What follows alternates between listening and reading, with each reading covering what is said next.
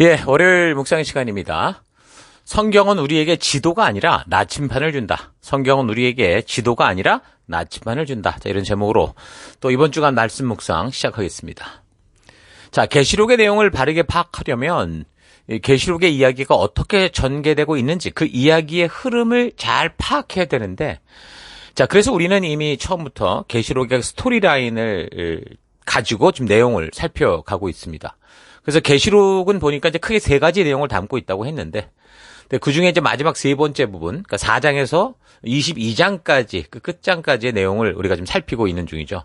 그 4장부터 하나님이 보여주시겠다고 했던 그 장래의 일들에 관한 이야기가 나오기 시작하는데, 실제로 뭐 4장과 5장은 장래의 이야기를 말하는 게 아니고, 요한이 그 장래의 이야기를 듣기 위해서 하나님께서 부르신 그 천상에 올라가서 보게 된 그 보았던 천상의 그 장면에 대한 이야기였고, 이제 6장부터 비로소 장래의 일들에 대해서 말씀을 해 주시는데, 자, 그래서 나오는 이야기가 이제 7인의 이야기, 그리고 이어서 7나팔의 이야기가 시간적인 흐름을 따라 이렇게 나오다가, 자, 11장에 가면 11장 이후로 이제 이야기가 여러 방향으로 나뉘어서 전개가 된다고 그랬습니다. 그래서 11장에서 7번째 나팔이 울릴 때, 그러니까 불이 섞인 유리바다를 중심으로 알곡과 가라지가 나뉘게 되죠. 휴거라고 할 수 있다고 했는데, 그렇게 될 때 이제 그래서 이제 알곡들, 그러니까 끝까지 믿음을 지키며 살았던 사람들의 믿음의 신자들의 이런 이야기, 믿음의 백성들의 이야기는 그 이야기가 15장으로, 그리고 이후에는 19장으로 이렇게 연결이 돼가고, 그리고 이제 가라지들, 끝까지 자기 욕심을 따라 살았던 불신자들의 이야기는 이제 16장, 또 17장, 18장으로 이렇게 이야기가 흘러간다고 했습니다. 자, 그리고 이제 11장과 바로 연결되는 12장, 13장, 14장은 뭐 11장까지 이야기가 되어진 7나팔 이후의 이야기로 이렇게 흘러가는 게 아니고, 이제 인류 역사 속에서 왜 이렇게 온 세상이 혼란에 빠졌는지, 결국은 이제 심판을 받을 수밖에 없는 그 분리가 이루어졌을 때 왜 이런 일이 벌어졌는지를 알게 하기 위한, 그래서 하나님이 어떻게 구속의 역사를 이루고 오고 있었고, 이 세상이 어떻게 이 악한 그런 이 일들에 물들었고 하는 그 전체적인 역사의 압축적인 내용을 이야기한다고 했습니다. 자, 그래서 지난번에 살폈던 12장은 인류 역사 속에 빚어지는 게 엄청난 이제 이 비극들이, 이 땅에 이런 정말 끔찍한 삶들이 근원적으로 좀 어디서 어떻게 왜 시작이 돼서 장차 어떤 방향으로 진행될 것인지를 알 수 있도록 개괄적으로 보여주시는데, 아주 이거 매우 중요한 부분이라고 그랬죠. 그래서 하늘의 전쟁에서 그 패한 사탄이, 범죄한 사탄이 이 땅으로 내쫓기게 되고, 그 분노를 이 땅에서 살아가는 믿음의 성도들에게 쏟아부으면서 우리가 살고 있고 인류가 살아온 역사의 오랜 시간 동안 수많은 이 살인과 전쟁과 다툼과 혼돈들을 일으켜서 이게 왜 이렇게 됐는지, 인류가 왜 이렇게 욕심스러운 삶을 살아가고 있는지 이거를 분명하게 볼 수 있게 하는 말씀이었습니다. 자, 그래서 이번 주간 계속해서 이제 이어서 13장으로부터 살펴보면, 13장에서는 하늘 전쟁에서 패한 이 사탄이 하나님이 보내시는 이 구원자를 죽이고, 또한 하나님의 말씀대로 살아가는 이 믿음의 세대들을 죽이려고 영적 전쟁에 동원되는 그 세상의 세력들, 그러니까 이 땅에서 자기가 직접 나와 싸울 수는 없으니 자기를 대리하는 그런 세력들, 세상의 세력들에 대해서 이제 알게 해 주는 겁니다. 13장 1절. 내가 보니 바다에서 한 짐승이 나오는데 뿔이 10이요 머리가 7이라. 그 뿔에는 10 왕관이 있고 그 머리들에는 신성 모독하는 이름들이 있더라. 내가 본 짐승은 표범과 비슷하고 그 발은 곰의 발 같고 그 입은 사자의 입 같은데 용이 자기의 능력과 보좌와 큰 권세를 그에게 주었더라. 지난번에 살폈던 이 12장은 영적 전쟁으로 말미암는 그 사탄, 이 사탄의 분노를 통해서 우리 시대의 박해와 어려움, 왜 이런 혼란함이 있는가를 알게 해준다면, 13장에서는 그 사탄이 예수님과 그의 종들을 상대로 벌이는 영적인 전쟁, 이 땅에서의 이 혼란을 일으키기 위해서 동원시키는 세상의 세력들이 누구냐라는 것을 분명하게 알게 해줍니다. 13장에서 요한이 처음 본 그 바다에서 올라온 짐승의 모습이 어떻다고 그랬습니까? 지난주 살핀 12장에서 소개된 사탄의 모습과 똑같은데, 그 사탄이 아니라 그 사탄에게 권세를 얻은 존재를 말하거든요. 그러나 사탄의 모습과 아주 흡사한 형상을 가지고 있는데, 이런 모습을 구약의 역사에서 찾아보면 다니엘이 다니엘이 꿈으로 봤던 그 이상 속에 나오는 그 존재들과 아주 유사하고 밀접한 관계가 있다는 걸 우리가 알 수 있습니다.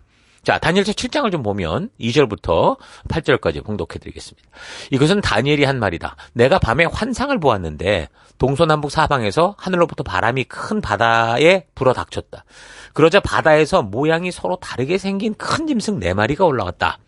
첫째 짐승은 사자와 같이 보였으나 독수리의 날개를 가지고 있었다. 내가 살펴보고 있는 동안에 그 날개들이 뽑혔다. 그 짐승은 몸을 일으키더니 사람처럼 발을 땅에 디디고 섰는데 사람의 마음까지 지니고 있었다. 또 살펴보니 다른 짐승, 곧 둘째 짐승은 곰과 같았는데 뒷발로 서 있었다. 그 짐승은 갈빗대 3개를 물고 있었는데 누군가가 그에게 이렇게 말하였다. 일어나서 고기를 많이 먹어라. 그 뒤에 내가 또 살펴보고 있는데 또 다른 짐승이 나왔다. 그것은 표범처럼 생겼으나 등에는 새 날개가 4개가 있었고 머리도 4개나 달려 있었으며 아주 권위가 있어 보였다. 그 뒤에 내가 밤의 환상을 계속 살펴보고 있는데 넷째 짐승이 나왔다. 그것은 사납고 무섭게 생겼으며 힘이 아주 셌다. 이 짐승은 쇠로 된 큰 이빨을 가지고 있어서 그것으로 먹이를 잡아먹고 으스러뜨리며 먹고 남은 것은 발로 짓밟아 버렸다. 이 짐승은 앞에서 말한 짐승들과는 달리 뿔이 10개나 달고 있었다. 내가 그 뿔을 유심히 살펴보고 있자니 다른 작은 뿔 하나가 그 뿔들 사이에서 돋아났다. 먼저 나온 뿔 가운데서 셋이 새로 돋아난 그 뿔에 밀려서 뿌리채 뽑혔다. 새로 돋아난 뿔은 사람의 눈과 같은 눈을 가지고 있었고 입이 있어서 거만하게 떠들었다. 아멘. 자, 이런 내용입니다. 그러니까 다니엘이 보았던 이상에서 여기서의 사자는 바로 다니엘 당시 그 시대를 지배하고 있었던 나라, 그러니까 바벨론을 의미하는 것이었고요. 곰 같은 경우는 이제 메대와 페르시아, 바벨론을 무너뜨리고 이제 새롭게 서는 그 연합국을 의미하는 거고, 그리고 이제 표범은 그 뒤에 이어지는 열강, 그러니까 헬라죠, 그리스, 이걸 상징하는 짐승들이었습니다. 우리가 이거 분명히 살폈었죠. 그리고 지금 요한이 이런 이상을 볼 때는 그 세 짐승의 세대가 지나서 이제 넷째 짐승의 시대가 와 있는 거예요. 로마 시대에 와 있었던 거죠.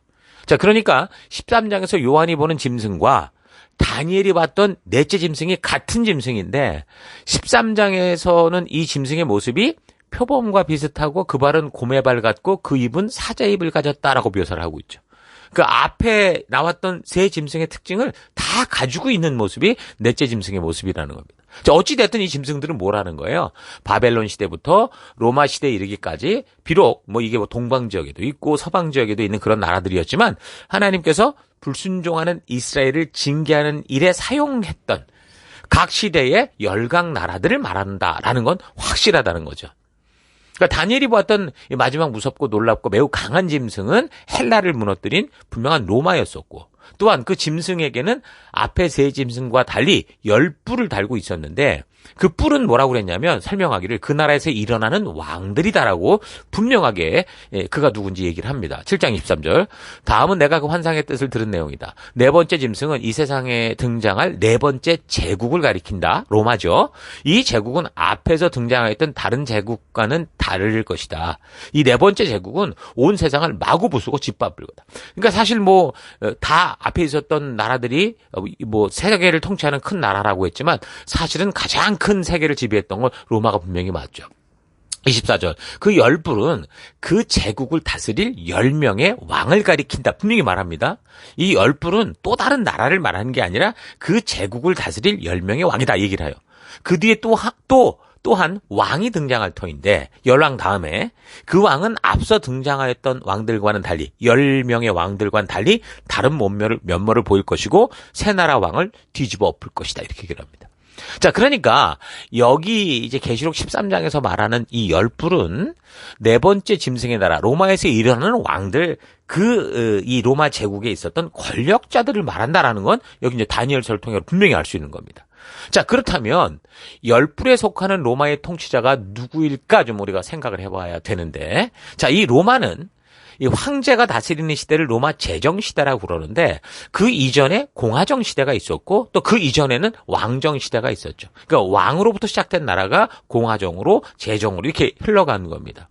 그래서 일단 로마의 다른 어떤 시대보다 요한의 시대에 박해를 가하는 그 황제 도미티아누스나 또 이미 1차 박해자였던 황제 네로와 관련된 그 뭔가 기독교와 이 하나님의 자녀들과 관련된 어떤 그 연관성을 보자면 분명히 뭐 왕정, 공화정, 제정 이런 시대가 있었으나 로마의 제정 시대의 통치자들과 연관이 있다라는 걸 분명히 알 수 있다는 거죠. 자, 그러면 로마의 제정 시대를 연 사람이 아우구스투스라고 할 수 있으니까 이 사람으로부터 좀 살펴보면 10뿔 중에 한 뿔이 3개의 뿌리를 뽑는 사건은 과연 뭘까? 이 아우구스투스를 시작으로 10명의 왕의 그 시기를 좀 살펴보면 될 건데, 그 보면 그 중간에 로마의 네로 황제가 자살을 하잖아요. 그러면서 이 로마가 굉장히 아주 심각한 위기에 빠집니다. 그때 이제 뭐 갈바, 오토, 비텔리우스 같은 그러니까 군인이었던 이런 사람들이 황제가 막 황제 자리를 꿰찼지만 이 사람들이 권력을 오래 유지하지 못했어요. 서로 죽고 죽이는 바람에 한 해 동안 다 죽었고요. 결국은 플라비우스 베스파시아누스 황제가 그런 로마의 혼란을 잠재우면서 견고한 황제의 자리, 권력의 자리를 꿰차게 됩니다.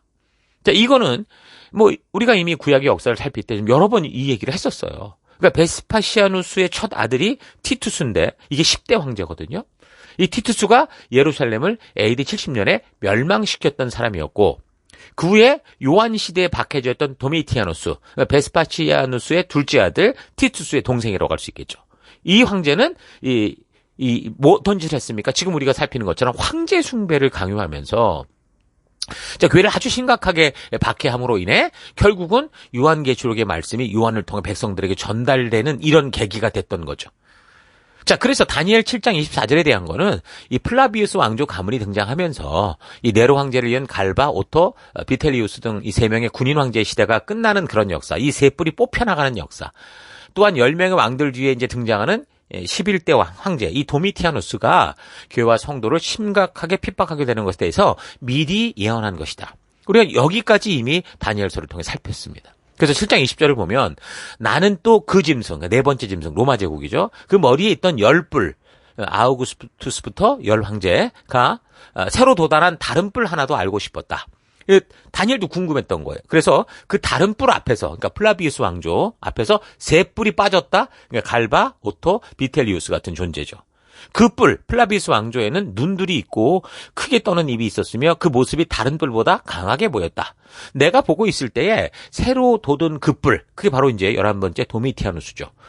그 뿔이 성도들에 맞서서 전쟁을 일으키고 그들을 이겼으나 옛적부터 계신 분이 오셔서 가장 높으신 분의 성도들의 권리를 찾아주셔서 마침내 성도들이 나라를 되찾았다. 이렇게 얘기를 합니다. 자, 그래서 다니엘 7장에서 말하는 네 번째 짐승은 분명히 로마 제국을 말하는 거고 그 10부분은 그 제국에서 일어났던 10명의 그 왕들, 황제들을 말하는 거고 그 안에서 결국 새로 돋은 한 뿔이 등장하는데 그것은 바로 플라비우스 왕조가 군인 황제의 3명의 뿔을 뽑아버리는 그런 일이 성취되면서 나타나는 그런 모습이다라는 걸 역사와 이렇게 분명히 맞춰볼 수 있습니다. 자, 그런데 뭐 저는 이렇게 이제 얘기를 또 배웠고 또 이렇게 믿고 또 이렇게 생각을 하는데 어떤 사람들은 이렇게 보기보다 좀 다르게도 해석을 합니다. 그 로마 역사를 다시 보면 왕정 시대, 공화정 시대, 그때 이제 2차 3두 정치라는 게 있었었고 그리고 제정 시대로 이어져 갔단 말이에요. 그 왕정 시대는 BC 753년에서 509년까지 로마의 건국으로부터 7명의 왕이 통치하던 끝에 이제 공화정 시대로 바뀌는데 공화정 시대는 BC 510년에서 27년까지 그러니까 공화정 시대의 끝에 두 차례에 걸친 3두 정치가 시행됐다가 BC 27년부터 결국은 이게 제정 시대로 바뀌거든요. 자, 그래서 로마의 황제들이 등장하는 것이었는데 머리가 7개고 뿔이 10이라고 하는 짐승에 대해서 머리가 7은 바로 왕정시대 7왕들을 말하는 거고 세 뿔을 뽑아버리는 또 다른 뿔이 바로 이제 로마 제정시대를 열었던 이 옥타비아누스 아우구스투스. 그러니까 누가복음 2장에 나오는 예수님 출생 당시 천하를 명해서 호적을 하라 했던 그 아구스도라는 이 사람으로 적용을 합니다. 두 차례에 걸친 3두 정치가 바로 이제 세 뿔에 해당된다라고 이제 그렇게 적용하는 건데 여기서 결국 모든 정치 싸움을 이기고 황제 시대를 여는 옥타비아누스 아우구스투스를 그 세 뿔을 뽑아내는 작은 뿔 이걸로 보는 거죠. 사실 옥타비아누스는 어려서 굉장히 몸이 약했고요. 유약한 사람이었음에도 불구하고 율리우스 카이사르가 그를 후계자로 지목을 하죠. 그러면서 결국 이 사람이 그 모든 복잡한 상황과 환경 속에서 결국 황제 시대를 여는 인물이 돼요. 그래서 이 옥타비아누스는 그를 후계자로 만들었던 율리우스 카이사르의 이름에서 이 카이사르, 시저라는 이름을 자기 이름에 붙여서 불렀죠. 그래서 이어지는 모든 황제의 이름에는 그 카이사르, 이 시저라가 이렇게 들어가게 되는 겁니다. 그 왕조의 마지막 황제였던 5대 네로 황제가 처음으로 이제 교회를 아주 무지막지하게 박해했던 적그리스도 같은 짓을 하면서 이 네로 카이사르의 이름을 게마트리아 해석법으로 해석을 하니까 666이 되더라. 이런 식으로 이제 다 이걸 풀어가는 그런 경우도 있습니다. 자, 중요한 건 어떻게 적용하든 간에 분명한 것은 결국 교회와 성도를 박해한 인물들은 누구라는 거예요? 로마의 역사와 관련이 있는데 그 역사 속에서 황제가 통치하는 그런 제정시대의 통치자들이었다라는 건 확실하다는 겁니다. 자, 그러니까 그 당시 요한의 편지를 받는 성도들이 이런 내용을 들을 때 아마도 이 짐승을 묘사하는 이 내용을 읽으면서 구약에서 다니엘이 환상으로 보았던 이 말씀과 연관성을 가지고 분명히 상상을 하고 그거를 이제 생각해 봤을 건데, 그러다 보면 결국은 우리가 지금 여러 가지로 살피듯이 결국 로마 제정시대의 이런 황제들을 분명히 떠올릴 수 있었을 거라는 겁니다. 그러니까 로마는 처음 지금 그 땅에 자리 잡을 때요, 그 지역의 그 지형도가 7개의 언덕으로 되어 있었어요. 그래서 로마로 이주한 사람들은 그 7개의 언덕 위쪽에서 살게 되죠. 그러니까 당시 사람들은 도시 방어적인 측면에서 언덕 위쪽에 사는 것을 선호했고, 로마인들도 그러니까 그렇게 이제 위쪽에서 살았던 거예요. 처음부터 뭐 7개 언덕에 이주한 건 아니고 점점 전쟁을 통해서 다른 부족들을 통합하면서 그 부족에게 언덕을 하나씩 내주게 됐고, 결국 지금 우리가 살피는 시대의 로마, 이게 연합체가 되는 거죠. 자, 그러니까 이 로마가 그런 식으로 7개 언덕 위에 세워진 나라다라는 것에 대해서는 이미 그 시대 사람들 같은 경우 충분히 그런 것들을 알 수 있었다라는 겁니다. 그래서 그 당시 편지를 받았던 사람들은 7개의 머리를 가진 존재라는 것을 내서 듣고 그게 누굴까 생각해 볼 때 이런 여러 가지 증거로 봐서 여기 계시록에 등장하는 짐승이 바로 로마 제국에 해당되고, 하나님께서 이미 다니엘의 환상을 통해 말씀하신 그대로 지금 이게 이루어지는 이 성취의 순간이구나라는 걸 분명히 알았을 거라는 거죠. 그러니까 그 당시 성도들 같은 경우 자신들은 비록 박해 속에 있지만 이것 또한 보니 하나님의 역사와 섭리 속에 있다라는 것을 확실하게 알게 되는 거였고, 비록 이 어려움을 피해가고 도망칠 방법은 없었으나 이런 어려움 속에서도 우리가 믿음의 길을 걸어야 된다라는 이런 확고한 분명한 부르심을 알았을 거고, 성도의 역할을 알았을 거고, 그래서 뭐 위험이 없어졌냐, 뭐 아직도 있냐, 그걸 떠나서 우리가 어떻게 살아가야 되는구나라는 걸 알면서 위로가 됐을 겁니다. 이게 뭐 어떻게 할지 모르고 아무것도 감잡지 못하면 이건 정말 난감한데, 정말 절망인데, 이제 적어도 내가 어려움은 다가오지만 이 이유가 있다라는 걸 알면 충분히 그것을 기꺼이 감당할 그런 힘을 가질 수 있는 게 바로 사람들이기 때문인 거죠.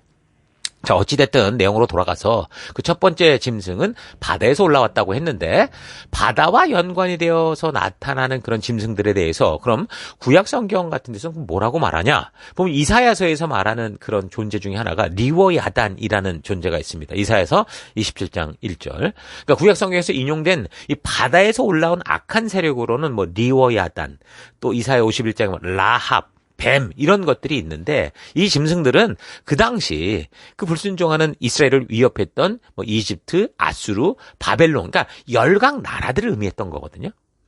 그러니까 이러한 배경에서 본다면 그 당시 편지를 받는 7교회와 성도들에게는 본절의 이 짐승은, 이 바다에서 올라오는 짐승은 그 시기 교회를 핍박하던 로마 제국이다라는 걸 확실하게 알 수 있었다라는 거예요. 자, 그런데 지금 13장이 이 계시록의 스토리라인을 통해서 크게 보면 인류 역사 속에서 사탄과 한통속이 돼서 이 땅에서 교회와 성도를 핍박하는 존재가 누구인지를 말해주고 있는 거니까, 단순히 뭐 그 시대의 로마 제국만 상징한다, 이렇게만 이제 1차 적용으로 끝나는 게 아니라 인류 역사상 이 권력 유지를 위해서 이 황제 숭배와 같이 거짓된 신, 이 종교를 동원해서 백성들을 통치하는 그런 어떤 이 통치 세력들, 그런 나라들을 말하는 것이고, 그들이 그런 나라의 권세를 가지고 의도적으로 뭐 정치, 경제, 사회, 문화, 종교 이 모든 것을 통틀어서 이용해서 하나님의 뜻대로 살고자 하는 교회와 성도들을 핍박하는 그러니까 정치적 세력, 그러니까 왕과 같은 권세자들 오늘날로 적용을 해보면 많은 사람들이 지지를 받고 이제 이제 나라를 다스려가는 정부나 그 통솔자인 대통령 같은 이런 존재라는 걸 알 수 있죠. 참 미국 같은 거 지금 오늘 요즘 세대 이 트럼프를 중심으로 한 미국의 이 모습을 보면 아주 이게 그냥 다 보입니다. 그냥 그렇게. 어쨌든 인류 역사를 통해 본다면 항상 그 시대마다 이런 로마, 바벨론 같은 역할을 하는 나라들이 등장하면서 마치 사도 요한 당시 로마와 같은 초강대국의 최고의 권력을 가진 통치자 황제들이 스스로 세상을 구하는 신이다라고 착각을 해서 황제 자신을 숭배하지 않는 그런 나라라든가 그런 사람들을 짓밟듯이 자기 생각대로 안 따라오면 다 죽여버리듯이 과거에도 현재에도 앞으로 미래에도 이런 많은 군중들의 힘을 기반으로 쟁취한 권세를 가지고 자기의 탐욕과 욕심으로 사용하는 이런 존재들이 분명히 존재한다는 거예요. 오늘날도 딱 보이잖아요. 지금 이 세계가 흘러가는 게 딱 보이지 않습니까? 그래서 지금도 중국이나 북한을 비롯한 세계 여러 나라에서 2024년 통계에 따르면요. 박해가 굉장히 높음으로 평가된 국가가 한 78개국 정도 되거든요.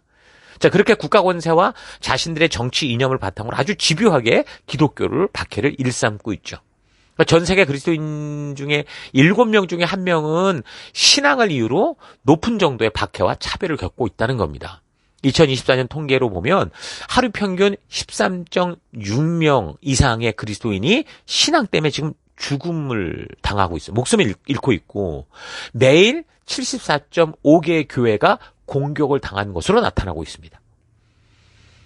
중국 같은 경우는 아주 교묘하게 이런 식으로 안 해도 아주 교묘한 방법으로 이 교회의 씨를 말리고 있는 그런 상황인 거죠. 자, 그러니까 사탄을 닮은 그 바다에서 올라온 짐승은 과거 아수르, 바벨론, 페르시아, 헬라 그리고 로마와 같은 열강 나라들에서 이 수많은 군중들에게 받은 이 통치 권세를 가지고 자기들의 만족과 욕심을 위해 폭력적으로 또는 백성들이 본질을 보지 못하게 취하게 만드는 거짓 사회문화, 정치 이념 이런 걸 가지고 결국 사탄처럼 하나님이 받으실 영광을 가로채르는 존재들이다라는 걸 알 수 있습니다. 잘 기억하십시오. 자, 첫 번째 바다에서 올라온 짐승이 어떤 존재인지 이런 식으로 역사와 연결해서 잘 묵상하고 잘 분별할 수 있는 오늘 그런 하루가 되길 바랍니다. 자, 그래서 오늘 하루 우리가 살아가는 이 역사가 그냥 되는 대로 마구 흘러가는 것 같아도 하나님께서 이미 이런 역사들이 어떻게 전개될 것인지를 그 성도들에게 미리 다 말씀해 주신 거고 그래서 우리가 성경을 바르게만 본다면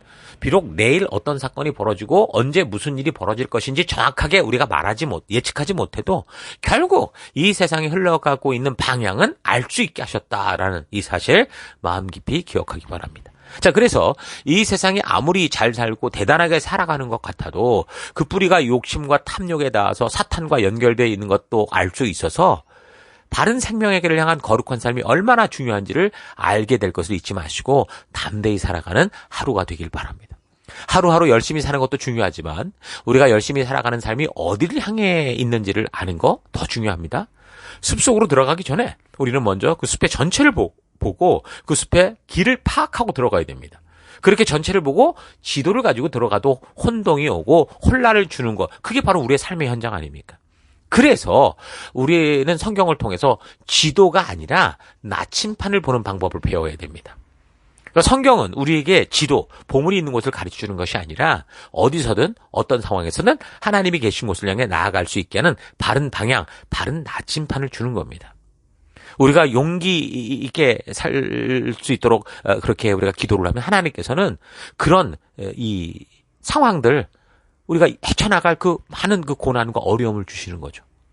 그러니까 그게 우리를 뒤집어 엎으려는 게 아니라 그 안에서 진정한 용기를 배우게 하시기 위해서 그렇게 하신다는 겁니다. 그래서 우리가 어떤 상황과 환경에 처하든 어떤 세상의 박해와 핍박이 다가오든 아니면 뭐 세상의 화려하고 풍요한 삶의 배부름 유혹이 다가오든 하나님의 마음을 향해 가게 하는 이 말씀의 나침판을 우리가 분명히 가지고 있다면 우리는 우리가 처한 어떤 곳에서도 하나님의 영광을 위한 이 소명자의 삶, 부름받은 열방의 제사장으로서의 삶을 살아갈 수 있는 겁니다.